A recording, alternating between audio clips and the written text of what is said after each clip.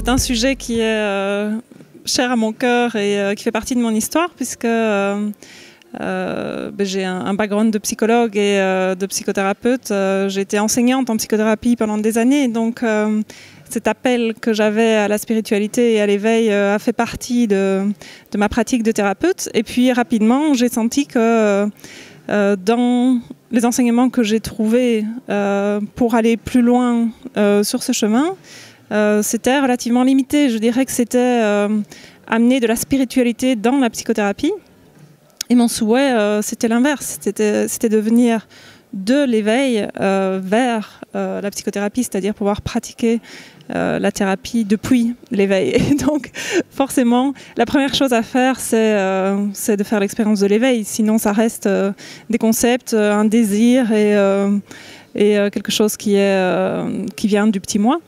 Et donc, voilà, cette expertise des deux versants, je peux dire que je l'ai. L'expertise de l'éveil, elle est relativement neuve pour moi. Mais il y a bien sûr une expertise au niveau de ce que les thérapeutes peuvent rencontrer comme écueil, que ce soit au niveau de ce qui est de la pratique, de la thérapie, mais évidemment aussi de comment est abordée la thérapie depuis la position de thérapeute. Et puis, Ken n'a pas de background de thérapie, mais il a décidément un background de l'éveil qui est immense, puisqu'il a connu l'éveil depuis aussi loin qu'il s'en souvienne. Et son abord de l'éveil et son enseignement va droit à ce qui est essentiel en fait pour le thérapeute. When Bridget and I first started teaching together, we worked in small groups with people, not specifically on therapeutic type of issues, but some of the first workshops that we did were more centered towards therapists, I guess you could say. So what we do in the workshops that would be specifically for therapists is help them look at where they're coming at when they are doing their therapeutic practice. So it's almost the same for people that aren't therapists. Where are you coming from when you're experiencing your reality, your life, your walk, your path?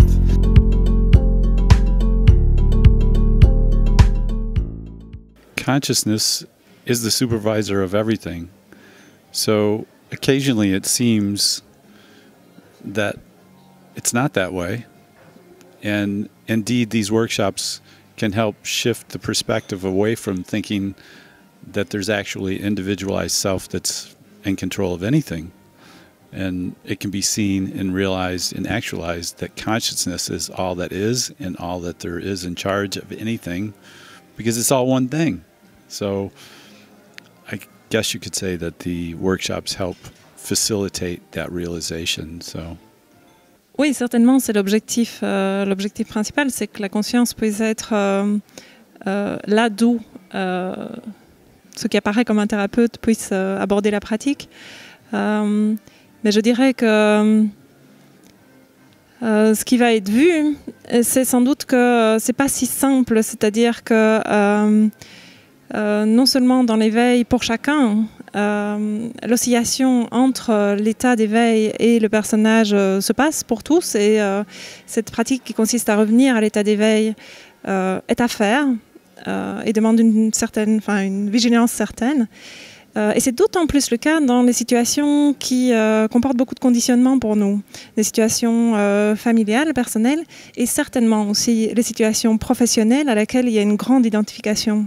Donc, paradoxalement, pour des thérapeutes, il y a un accès peut-être plus facile à l'éveil parce qu'il y a déjà quelque chose de l'ordre d'une écoute plus impersonnelle, plus ouverte, qui est présente dans leur pratique, certainement. Mais le fait d'appliquer de pratiquer cet état d'éveil dans un contexte plus conditionné va nécessiter en fait une vigilance certaine et je dirais un accompagnement certain, justement, dans le relatif aussi, au-delà de celui de la conscience.